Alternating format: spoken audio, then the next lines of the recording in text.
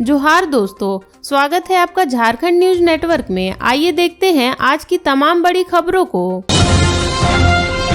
इटखोरी महोत्सव का 19 को उद्घाटन करेंगे चंपई सोरेन। चतरा देखेगा मुकुंद नायक, अक्षरा सिंह का जलवा। झारखंड के चतरा जिले में हर साल आयोजित होने वाले इटखोरी महोत्सव इस बार 19 फरवरी से शुरू हो रहा है। 19 से 21 फरवरी तक चलने वाले 3 दिवसीय राजकीय इटखोरी महोत्सव का उद्घाटन सूबे के मुख्यमंत्री चंपई सोरेन 19 फरवरी को करेंगे। झारखंड सरकार की ओर से रविवार को बताया गया है कि 3 दिवसीय महोत्सव भारतीय एवं झारखंड की संस्कृति और सभ्यता से ओतप्रोत होगा। इसमें भक्तिमय एवं संगीतमय प्रस्तुतियां दी जाएगी। समारोह के मुख्य अतिथि चंपई सोरेन होंगे। विशिष्ट अतिथि झारखंड सरकार के मंत्री सत्यानंद भोक्ता होंगे। कार्यक्रम की अध्यक्षता चतरा लोकसभा क्षेत्र के सांसद सुनील कुमार सिंह करेंगे।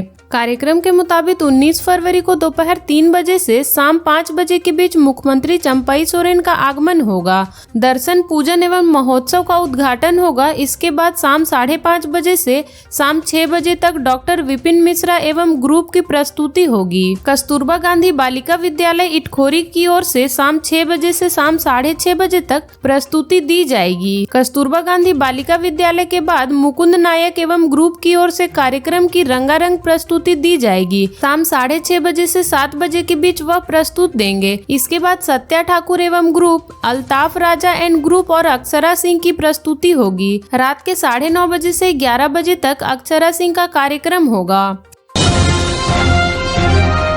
लातेहार में जेजेएमपी उग्रवादियों का तांडव, कोयला ढोने वाली एजेंसी को दी ये चेतावनी। झारखंड के लातेहार में एक बार फिर उग्रवादियों ने उत्पात मचाया है। जेजेएमपी के उग्रवादियों ने लातेहार जिले के तुबैद कुलवरी से कोयला ले जा रही 5 हाइवा में तोड़फोड़ की। हाइवा के शीशों को तोड़ दिया। उग्रवादी संगठन के सदस्यों ने कोयला ढुलाई करने वाली कंपनी से कहा कि संगठन में बिना बात किए कोयला ढुलाई ना करे। अगर ऐसा किया तो इसके गंभीर परिणाम भुगतने होंगे। लातेहार सदर थाना क्षेत्र के मुरुप गांव के पास जेजेएमपी उग्रवादियों ने शनिवार की रात कोयला परिवहन में लगे हाइवा को निशाना बनाकर जमकर उत्पात मचाया।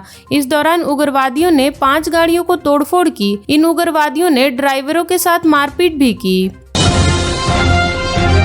नगड़ी उपद्रव मामले में 21 गिरफ्तार, 500 से अधिक लोगों पर दर्ज हुए प्राथमिकी। बाइक के नंबर से आरोपियों की तलाश। झारखंड की राजधानी रांची के नगड़ी में मूर्ति विसर्जन के दौरान धार्मिक स्थल के पास गाना बजाने को लेकर हुए विवाद में पुलिस ने कुल 27 अपराधियों को हिरासत में लिया। पूछताछ के बाद इनमें से 21 आरोपियों को गिरफ्तार कर लिया गया है। 19 के खिलाफ नामजद प्राथमिकी दर्ज की गई है, जबकि 500 अज्ञात लोगों पर प्राथमिकी दर्ज की गई है। गिरफ्तार आरोपी में प्राथमिक का नामजद अभियुक्त कलाम अंसारी शामिल है। गिरफ्तार अन्य आरोपियों के नाम और पते पर पुलिस सत्यापन कर रही है। दूसरी ओर घटना में शामिल अन्य आरोपियों की तलाश में पुलिस की छापेमारी जारी है। पुलिस के अनुसार नगड़ी सीओ की शिकायत पर 19 के खिलाफ नामजद सहित 500 अज्ञात लोगों को इस मामले में आरोपी बनाया गया है। झारखंड सरकार को 16,500 करोड़ रुपए का करना पड़ सकता है सरेंडर। खर्च के मामले में कृषि विभाग फिसंडी। बजट के दौरान किसानों की आमदनी दोगुना करने का फायदा करने वाले कृषि विभाग की जानकारी तक सिर्फ 18.32% राशि ही खर्च कर पाया है। सरकार ने चालू वित्तीय वर्ष 2023 से 2024 के दौरान विकास योजनाओं के लिए बजट में निर्धारित राशि अनुपूरक के माध्यम से बढ़ाई। हालांकि जनवरी तक सिर्फ 54% राशि ही खर्च हो पाई। इस स्थिति को देखते हुए वित्तीय वर्ष के अंतिम दिन विकास मद में खर्च की जाने वाली निर्धारित राशि में से 16,500 करोड़ रुपए की सरेंडर होने का अनुमान है। झारखंड में रहने वाली महिलाओं की बदल रही जिंदगी। कभी फंसी रहती थी रसोई में, अब मैदान में मार रही गोल। जमाना बदल रहा है और इसका प्रभाव अब झारखंड के ग्रामीण इलाकों में भी देखने को मिल रहा है। ग्रामीण महिलाएं बदल रही है। पहले जहां गांव की महिलाएं अपने घर के बाहर नहीं निकलती थी, रसोई में ही फंसी रहती थी, वह आज गाँव के मैदान में जर्सी पहने दौड़ती नजर आ रही है। कोई हाथ में हॉकी स्टिक लिए गोल मारने के लिए दौड़ लगा रही है, कोई फुटबॉल को किक मार मारकर गोल दाग रही हैं। ऐसा राज्य के करीब सारे जिलों में देखने को मिल रहा है। यह सब परिवर्तन सखी मंडलों के कारण दिख रहा है। इस बदलाव में Jharkhand state livelihood promotion society का सहयोग मिल रहा है। ग्रामीण महिलाएं पंचायत और प्रखंड से लेकर अब जिला स्तर पर भी खेलने लगी हैं। वह फुटबॉल, हॉकी, कबड्डी और खो खो खेल रही है। इसके लिए पंचायत ही नहीं बल्कि प्रखंड और जिला स्तर पर भी टूर्नामेंट आयोजित हो रहा है। महिलाएं टूर्नामेंट जीत रही हैं और पुरस्कार हासिल कर रही हैं। रांची, खूंटी, गुमला, सिमडेगा, लोहरदगा आदि जिले में हॉकी और फुटबॉल का बोलबाला है। नगरी में मूर्ति विसर्जन के दौरान उपद्रव का शिकार हुए लोगों ने सुनाई पीड़ा। कहा 1 घंटे तक दहशत में जीते रहे। नगरी में शुक्रवार की रात मूर्ति विसर्जन के दौरान 2 गुटों के बीच हुई पत्थरबाजी, तोड़फोड़ और उपद्रव के शिकार लोगों ने शनिवार को अपनी आपबीती सुनाई। घटनास्थल के समीप रहने वाले अंडा कारोबारी विष्णु साहू ने बताया कि उपद्रव के दौरान वह अपने घर में थे। इस बीच अचानक लाइट चली गई। इसके बाद उनके घर पे ईंट पत्थर फेंके जाने लगे। इससे उनके घर का एल्बेस्टर टूट गया। कई जगहों पर एल्बेस्टर के टूट जाने से छेद हो गया। इससे उनके घर के अंदर पत्थर आने लगे। तब उनके परिवार के बच्चों को चौकी के नीचे छिपाना पड़ा।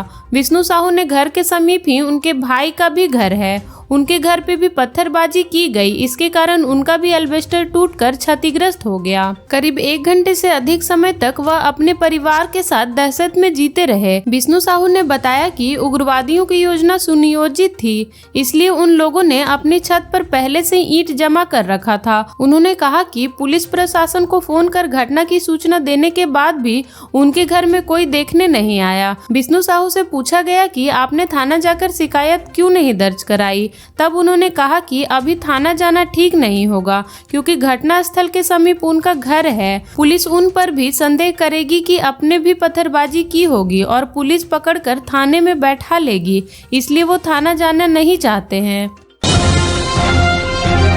रांची के मारवाड़ी कॉलेज का हाल। कॉमर्स में 2500 विद्यार्थियों में सिर्फ 5 शिक्षक। मारवाड़ी कॉलेज इन दिनों शिक्षकों की कमी से जूझ रहा है। कॉलेज में हर वर्ष विद्यार्थियों की संख्या बढ़ रही है, जबकि स्थायी शिक्षक प्रति वर्ष कम होते जा रहे हैं। अनुबंध शिक्षकों के भरोसे काम चल रहा है। कॉमर्स विषय में सिर्फ 5 स्थायी शिक्षक हैं, जबकि विद्यार्थियों की संख्या 2500 से अधिक है। वहीं विज्ञान के सभी विषयों में विद्यार्थियों की संख्या 250 से 300 तक है, लेकिन स्थायी शिक्षक किसी विषय में 1 तो किसी विषय में 2 हैं। साइंस संकाय के कुछ विषयों में 1 या 2 स्थायी शिक्षक हैं, बाकी में अनुबंध के शिक्षक से काम चलाया जा रहा है। फिजिक्स, बॉटनी व जूलॉजी में 1 शिक्षक व मैथ्स में 2 शिक्षक हैं। वहीं आर्ट्स के विषय में फिलॉसफी में 1, जियोग्राफी में 2, होम साइंस में 1, हिस्ट्री में 2, पॉलिटिकल साइंस में 4, बांग्ला में 1, हिंदी में 2 और इंग्लिश में 3 स्थायी शिक्षक हैं। वहीं कॉलेज में बॉयज और गर्ल्स सेक्शन मिलाकर लगभग 500 विद्यार्थी हैं, जबकि शिक्षकों की संख्या 5 है। अनुबंध शिक्षकों से काम चला रहा है। मारवाड़ी कॉलेज में स्थायी शिक्षकों की मदद के लिए अनुबंध और घंटी आधारित शिक्षकों की नियुक्ति रांची के बीपी की ओर से की गई है। विद्यार्थियों को पढ़ाई में कोई परेशानी न हो, इसलिए इन शिक्षकों के माध्यम से क्लास का संचालन किया जाता है। वहीं स्थायी शिक्षक की कमी के कारण शोध सहित अन्य कार्य प्रभावित होते हैं।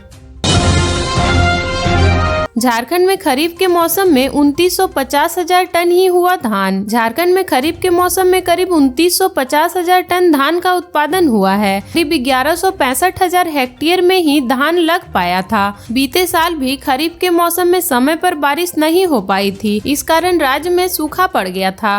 राज्य सरकार ने 1640,000 हेक्टेयर में धान लगाने का लक्ष्य रखा था। इसकी तुलना में करीब 1185,000 हेक्टेयर में ही धान लग पाया था। सरकार ने 2 उत्पादन लक्ष्य रखा था, जिसका आधा ही धान उत्पादन हो पाया है। खरीफ 23 में कृषि विभाग ने कुल 1751,000 हेक्टेयर में कई प्रकार का फसल लग पाया था। इतनी जमीन पर 3820,000 टन खाद्यान्न का उत्पादन हो पाया था। कृषि विभाग ने खरीफ के उत्पादन की रिपोर्ट केंद्र सरकार को फरवरी माह में भेजी है। इसमें विभिन्न फसलों के उत्पादन की जानकारी दी है। राज्य सरकार ने 2023 में मानसून में हुई बारिश को देखते हुए 158 प्रखंडों को सूखाग्रस्त घोषित किया था। 7 जिलों के सभी प्रखंड सूखाग्रस्त घोषित हुए थे। जमीनी स्थिति का आकलन के आधार पर चतरा, देवघर, धनबाद, गढ़वा, गिरिडीह, लातेहार व पलामू जिले के सभी प्रखंड सूखाग्रस्त घोषित हैं। इससे करीब 15 लाख से अधिक किसान प्रभावित हैं। खरीफ के सीजन में सरकार ने 2.82 लाख हेक्टेयर में फसल लगाने का लक्ष्य रखा था, जिसमें 16.13 लाख हेक्टेयर ही धान लग पाया। स्थिति को देखते हुए कृषि विभाग ने ग्राउंड बूथिंग कराया था, जिस पर 17 जिलों के 158 प्रखंडों को सूखाग्रस्त घोषित किया गया था। छात्रवृत्ति से वंचित हो सकते हैं हजारों ST/SC विद्यार्थी। झारखंड के हजारों अनुसूचित जनजाति व अनुसूचित जाति के विद्यार्थियों को छात्रवृत्ति से वंचित रहना पड़ेगा। छात्रवृत्ति के लिए ई-कल्याण पोर्टल पर ही आवेदन करना अनिवार्य है, परंतु ई-कल्याण पोर्टल अब आवेदन करने वाले विद्यार्थियों को अपने स्कूल या कॉलेज का नाम नहीं मिल रहा है, जिसके कारण आवेदन की प्रक्रिया आगे नहीं बढ़ पा रही है। राज्य में पोस्ट मैट्रिक छात्रवृत्ति के लिए आवेदन करने की अंतिम तिथि 20 फरवरी है। ऐसे में हजारों की संख्या में विद्यार्थी छात्रवृत्ति से वंचित हो सकते हैं। झारखंड के कई शिक्षक संस्थानों ने कल्याण विभाग में अपना एनुअल नहीं कराया है। इसकी वजह से भी उन संस्थानों का नाम पोर्टल पर नजर नहीं आ रहा है। उदाहरण के लिए जमशेदपुर के लॉ कॉलेज का नाम एनुअल नहीं कराने की वजह से पोर्टल पर नहीं आ रहा है। एनुअल नहीं कराने वाले संस्थानों के विद्यार्थी भी छात्रवृत्ति के लिए आवेदन नहीं कर पा रहे हैं। कल्याण विभाग द्वारा एनुअल नहीं कराने वाले संस्थानों को नोटिस दिया गया है, परंतु छात्रवृत्ति के लिए आवेदन करने की अंतिम तिथि में 2 दिन ही शेष होने के कारण हजारों विद्यार्थी की छात्रवृत्ति संकट में आ गई है। झारखंड कांग्रेस के नाराज विधायक खरगे व वेणुगोपाल से मिलकर बताएंगे अपनी नाराजगी। कांग्रेस के विक्षुब्ध विधायक अड़े हुए हैं। कांग्रेस कोटा से बने चारों मंत्री को बदलने की मांग कर रहे हैं। विधायकों का कहना है कि पुराना चेहरा नहीं चलेगा, नए लोगों को मौका मिलना चाहिए। कांग्रेस के अंदर भूचाल थम नहीं रहा। शनिवार को विक्षुब्ध 8 विधायकों ने बैठक की और आगे की राजनीति बनाई। विधायकों का कहना था कि वे अब सीधे आला कमान से बात करेंगे। 4 साल तक हमने मंत्रियों के काम को देख लिया, अब नहीं झेल सकते हैं। इस दौरान कांग्रेस के विक्षुब्ध विधायकों को मनाने झामुमो नेता बसंत सोरेन भी पहुंचे, लेकिन बात नहीं बन पाई। बसंत सोरेन ने मीडिया से जरूर कहा कि विधायकों कुछ शंका थी, उसे दूर कर लिया गया है। सारे विधायक सरकार के साथ हैं। इधर विधायकों ने रवाना होने से पहले कहा कि आगे की रणनीति बाद में तय होगी, आला कमान को हम अपनी भावना बताएंगे। कांग्रेस के नाराज विधायक रांची के होटल रासो में बैठक कर रहे थे, तभी मंत्री बसंत सोरेन उससे बात करने पहुंच गए। करीब 1.5 घंटे तक उन्होंने विधायकों से बात की। हालांकि बसंत सोरेन कांग्रेस विधायकों को नहीं मना पाए। 8 विधायक दिल्ली चले गए। होटल से बाहर निकलकर मीडिया से बात करते हुए बसंत सोरेन ने कहा कि विधायकों में नाराजगी कहीं नहीं है, मन में कुछ शंकाएं थी, उसकी सारी शंकाओं को दूर किया गया। परिवार एकजुट था और एकजुट है। श्री सोरेन ने बताया कि कुछ शंका पर वे स्पष्टीकरण चाहते थे, उन्हें स्पष्टीकरण दिया गया, वे संतुष्ट भी हुए। वे दिल्ली जा रहे हैं, उनकी पार्टी की बात है, पार्टी में कुछ नेताओं से वे मिलेंगे, पर नाराजगी जैसी कोई बात नहीं। जमशेदपुर बच्चों को मिलेगा खुला वातावरण, शहर में बनेंगे 5 नए मैदान। टाटा स्टील और टाटा स्टील URSL अब पार्कों की तरह मैदानों को भी विकसित करेगी। कई मैदानों को खुला करने की तैयारी है। इसके तहत 5 नए मैदान तैयार किए जाएंगे। इनमें जमशेदपुर पूर्वी से 3 और जमशेदपुर पश्चिमी से 2 खाली मैदान की छोटी घेराबंदी कर मैदान के रूप में विकसित किया जाना है। हाल में एक बात सामने आई थी कि शहर में कई पार्कों को विकसित कर उसकी घेराबंदी कर ताले लगा दिए जा रहे हैं, जबकि बच्चों को खेलने के लिए खुले मैदान की कमी पड़ती जा रही है। साथ ही सार्वजनिक योजनाओं के लिए भी जगह कम पड़ते जा रहे हैं। ऐसी शिकायतों को टाटा स्टील के वाइस प्रेसिडेंट चाणक्य चौधरी ने गंभीरता से लिया और खुले मैदान की जरूरतों के अनुसार प्लान तैयार करने को कहा। फिलहाल 5 मैदान को तैयार करने के लिए एक सर्वे कराया गया है। सर्वे में पाया गया कि शहर के टाटा लीज एरिया में 143 सामुदायिक मैदान और खेल मैदान है, जिसका लाभ आम लोगों को मिल रहा है। करीब 180 एकड़ में ये मैदान है, जो सामुदायिक केंद्रों के साथ लगे हुए हैं, जबकि कई खुले मैदान भी हैं। खुले मैदानों को अतिक्रमण मुक्त करते हुए अब उन्हें बच्चों के लिए खेल के मैदान के लायक बनाने की कोशिश शुरू कर दी गई है। सर्वे के दौरान यह भी जानकारी ली गई कि शहर में कितने पार्क बनाए गए हैं और उसका क्या लाभ मिला है। जेएसएससी ने पुलिस से मांगा सदर थाना क्षेत्र में दर्ज मामले जांच का प्रतिवेदन। झारखंड डिप्लोमा स्तर संयुक्त प्रतियोगिता परीक्षा 2023 के रिजल्ट का प्रकाशन अब तक नहीं किया गया है। यह स्थिति तब है जब झारखंड कर्मचारी चयन आयोग की ओर से परीक्षा का फाइनल संशोधित उत्तर कुंजी व रिस्पॉन्स शीट जारी किया जा चुका था। कुछ परीक्षा केंद्र पर गड़बड़ी को लेकर सदर थाना में प्राथमिकी दर्ज कराई गई थी। मिली जानकारी के अनुसार आयोग की ओर से मामले के संशोधन के संबंधित प्रतिवेदन पुलिस से मांगा गया था। हालांकि अब तक आयोग को पुलिस की रिपोर्ट प्राप्त नहीं हुई है। जेएसएससी ने वर्ष 2023 के सितंबर-अक्टूबर माह में 1562 पदों के लिए उक्त परीक्षा ली थी। परीक्षा टीसीएम के माध्यम से ऑनलाइन ली गई थी। जेएसएससी ने औपबंधित उत्तर कुंजी जारी की थी, जिस पर अभ्यर्थियों से आपत्ति आमंत्रित की गई थी। उसके बाद फाइनल उत्तर कुंजी जारी की गई थी। बाद में संबोधित फाइनल उत्तर कुंजी व रिजल्ट शीट जारी की गई थी। उसके बाद से अभ्यर्थी रिजल्ट की प्रतीक्षा कर रहे हैं। उधर जेएसएससी के अध्यक्ष नीरज सिन्हा से पूछे जाने पर उन्होंने बताया कि सदर थाना क्षेत्र में दर्ज कराए गए मामले से संबंधित रिपोर्ट पुलिस से मांगी गई है। रिपोर्ट आने के बाद आयोग विचार कर आगे क्या करना है उस पर निर्णय लेगा। रांची रूइन फायरिंग के बाहर दो पक्षों में मारपीट, हवाई फायरिंग, 2 गिरफ्तार। राजधानी रांची में देर रात तक चलने वाला बार रूइन हाउस के बाहर रविवार की देर रात 2 पक्षों में मारपीट हुई। इस दौरान 2-3 राउंड हवाई फायरिंग भी हुई। सूचना पाकर वहां पहुंची पीसीआर एक पक्ष से आशीष कुमार को लेकर बरियातू थाना गई। इस मामले में बरियातू पुलिस ने एक पक्ष के अमित सिंह और आशीष कुमार सिंह को गिरफ्तार किया है। दोनों को न्यायिक हिरासत में जेल भेज दिया गया है, जबकि दूसरे पक्ष से किसी को गिरफ्तार नहीं किया गया है। पहले पक्ष से धनबाद के सरायढेला थाना अंतर्गत नीलांचल कॉलोनी निवासी भास्कर कुमार ने बरियातू थाना में प्राथमिकी दर्ज कराई है, जबकि दूसरे पक्ष से अमित सिंह ने प्राथमिकी दर्ज कराई है। भास्कर कुमार ने प्राथमिकी में कहा है कि वे अपने मित्र ऋषभ कुमार, तारक मंडल, आरव प्रकाश के साथ रूइन हाउस से बर्थडे पार्टी कर लगभग रात 2 बजे बाहर निकले। तभी रूइन हाउस के दरवाजे के बाहर नशे में लोहरदगा निवासी आशीष कुमार, लोअर बाजार क्षेत्र निवासी रोशन सिन्हा, ऋषभ सिंह व अमित सिंह गाली गलौज करने लगे।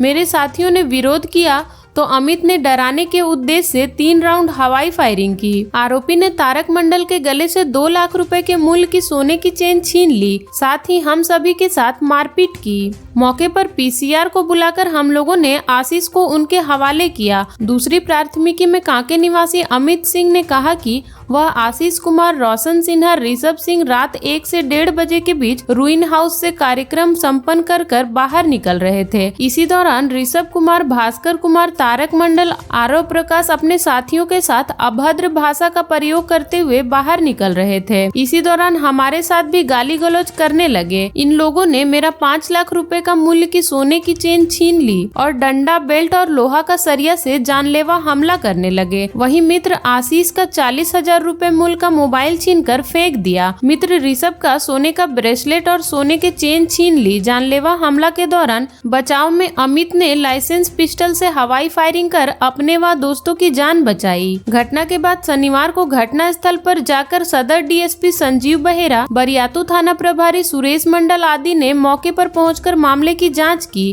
सीसीटीवी फुटेज खंगाला। घटना स्थल से पुलिस ने एक खोखा बरामद किया है। वहीं पिस्टल, कारतूस व कार भी जब्त किया है।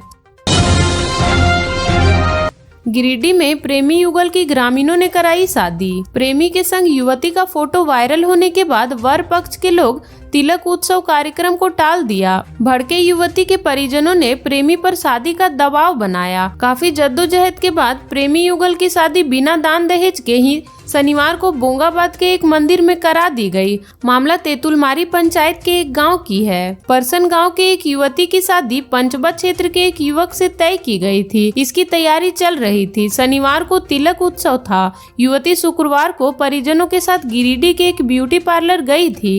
परिजन कुछ सामान खरीदने के लिए व्यस्त थे। इस दौरान युवती ब्यूटी पार्लर से निकलकर साईं मंदिर पहुंच गई, जहां उसका गांव का ही एक प्रेमी मौजूद था। युवक रांची के एक संस्थान से ITI कर रहा है। प्रेमी युगल ने पहले एक साथ फोटो खिंचवाया, इसके बाद युवक ने युवती के होने वाले पति को फोटो भेज दिया। प्रेमी के साथ फोटो देखकर युवक भड़क गया और इसकी जानकारी परिजनों को दी। इसके बाद उसके परिजन उक्त युवती के साथ शादी करने से साफ इनकार कर दिया। युवती के परिजनों को तिलक में नहीं आने की बात कही। इसके बाद युवती के परिजन युवक के घर पहुंचे और फटकार लगाते हुए युवक को फोन कर उसका पता पूछा। युवक ने युवती से शादी रचाने की बात करते हुए कहा कि वह अभी घर पर ही है। इसके बाद शनिवार तड़के युवती के परिजन युवक के घर पहुंचे। पहले तो युवक के परिजनों ने युवक के घर पर होने से इनकार कर दिया, लेकिन युवती के परिजन यह मानने के मूड में नहीं थे। एक ही गांव में दोनों होने के कारण पहले शादी की बात पर सहमति बन नहीं पा रही थी। मामले को समझते हुए बाद में शादी कराने की बात हुई। भड़कते युवती के परिजन युवक के घर घुसकर युवक को निकाला और एक मंदिर में ले जाकर शादी करवा दी। झारखंड के ऐसे ही छोटी बड़ी खबरों से जुड़े रहने के लिए चैनल को सब्सक्राइब कर ले और बेल आइकन प्रेस कर ले ताकि हर वीडियो का नोटिफिकेशन आपके फोन पे चला जाए।